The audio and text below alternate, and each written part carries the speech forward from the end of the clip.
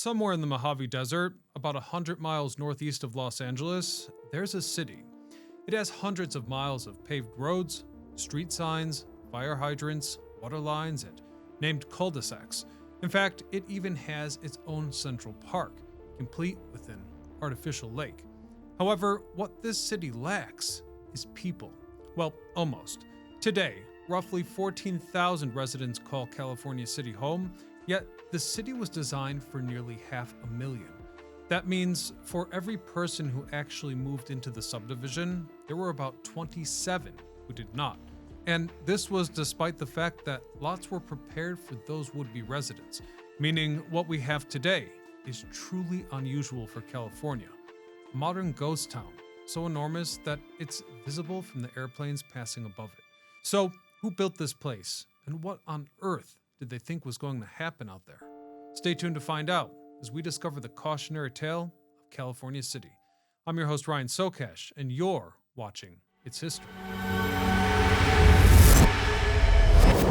To understand California City, we need to recapture the mood of post-war America. The year is 1955. The soldiers are back home, and the economy is booming. As for Los Angeles, well, it's growing faster than almost any other city on Earth. There's still that old gold rush notion in the air that California is not just a place, it's a promise, a dream. Accordingly, around this time, developers were buying up land at a furious pace, turning orange groves into subdivisions almost overnight, and they were watching their investments multiply rapidly, which was a formula that seemed almost foolproof. Buy land, lay roads, and wait for Americans to fill it in. Hence, it was in this dreamy atmosphere that a man named Nathaniel Mendelsohn stepped into the picture. Wait a second, I'm not sure if I pronounced that correctly. And yes, I know you guys are going to freak out in the comment sections. Okay, I am probably mispronouncing that and a million other things, so let me explain what's going on. You see, when I record these episodes, I'm running a teleprompter here, an audio mixer down there. I've got a camera preview going in front of me, and sometimes the camera turns off. All the meanwhile, I'm trying to read and even perform a script. So by the end of the day, I'm beyond my cognitive limits. But don't worry, I'm now taking measures to improve the situation by getting more intentional about the basics. It's part of why I started using AG1, a daily health drink with 75 plus vitamins, minerals, probiotics, antioxidants, and whole food sourced ingredients. AG1 supports nutrient absorption, gut health, and it fits a lot of diets too. Gluten-free, dairy-free, vegan, and under 1 gram of naturally occurring sugar. Drinking AG1 has been one of those habits that help me feel more put together and consistent and able to excel throughout my day. I no longer have that afternoon crash.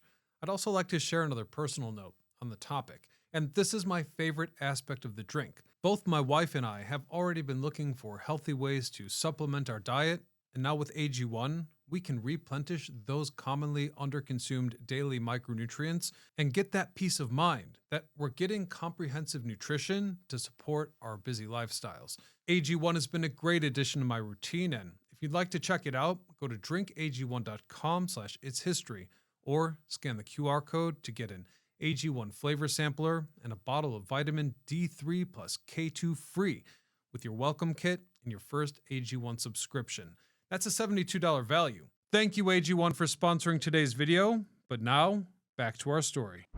Nat, as he was known, was not an easy man to categorize. Born in Czechoslovakia in 1915, he came to America as a child, studied sociology at the City College of New York, and spent World War II as a government economist, analyzing why some rural communities thrived while others collapsed. By all accounts, he was a striking figure, almost theatrical. He wore fine suits, white gloves, and apparently carried a gold-tipped cane. In other words, he was a flamboyant man who thought big, which is why, after the war, Nat made his way to California to take on the real estate world. Nat's first venture was a community called Arlanza Village in Riverside County, where he took over an abandoned Army industrial park and transformed it into a working town with real jobs and residents. It was a genuine success, and it gave him a dangerous thing: confidence. By the mid-1950s, the developer turned his attention to the north. He had a theory that the population boom sweeping Southern California would eventually spill over the mountains and into the desert. So, under that lens, he thought all he had to do was get there first and wait. In 1956, he began acquiring land near the small town of Mojave, a flat, windy stretch of desert that most people just drove through without stopping. After 2 years of negotiations there, he had assembled roughly 82,000 acres. And I'd like to emphasize how crazy that is. That's larger than the entire city of San Francisco. Nat would later describe spending his days there on a hill that he named Galileo, after the Renaissance astronomer, his hero. From that hill, he'd look out over the vast expanse of the desert, dreaming about what could be. And perhaps it's here that he overstepped. You see, his idol was a man who saw things that others could not yet imagine, and Nat was convinced that he had that exact same gift, to the point that he fully embraced an almost insane level of confidence.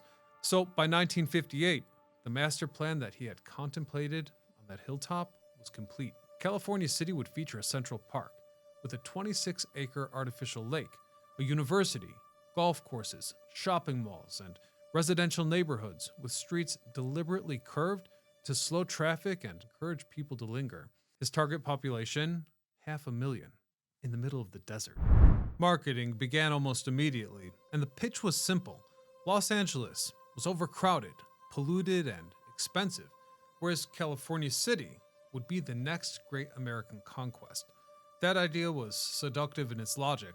It encouraged people to get in fast while the land was still cheap. In the meantime, workers cleared brush, poured concrete, and carved hundreds of miles of roads into the desert floor. From there, water lines went in, street signs went up, and some of them featured odd names like Planet Lane or Alpha Street. In contrast to that great effort, though, the sales were down. The reasons for this couldn't have been more obvious. The desert is not a comfortable or even safe place to live. Temperatures there regularly exceed 110 degrees in the summer. Water is scarce, and there was no pre-existing reason for businesses to come in the first place. With no industry, there was no anchor and nothing to draw people out of the city. So when Nat's team saw the writing on the wall, they got desperate and actively started courting companies, offering land for as low as $1 an acre, yet not even one bit.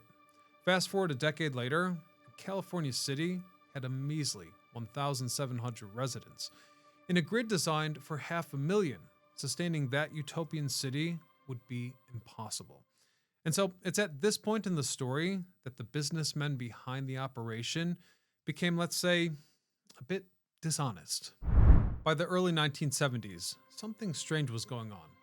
The estimated 59,000 desert lots had changed hands in a city of fewer than 2,000 people.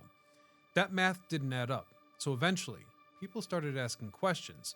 In 1971, a consumer advocate group known as Nader's Raiders began working with the reformer Ralph Nader to publish a scathing report about the city's land sale practices. Their conclusion was brutal. The report basically said that this is no ordinary real estate enterprise. The public isn't really buying land, they're buying an illusion. And with those allegations, the Federal Trade Commission took notice. They went on to launch an investigation and file a lawsuit against the responsible company, which at this point was operating under the name Great Western Cities. The FTC's charge? False, misleading, and deceptive advertising. In 1977, the company settled, and the refund they were ordered to pay, nearly $4 million, was at the time the largest consumer refund in the FTC's history. This was a landmark moment, but for the thousands of people who had already sunk their savings into empty desert lots, it was too little, too late. Nat himself had actually sold his stake in the company way back in '69. He had already moved on to other projects like planned cities in Colorado and New Mexico, leaving California City in the hands of corporations that seemed less interested in city building than the business of selling dreams. Ironically, Nat passed in 1984, the same year that the Great Western Cities Corporation declared bankruptcy. Though there's a strange, if not positive, footnote to the story. From that point, California City started to grow.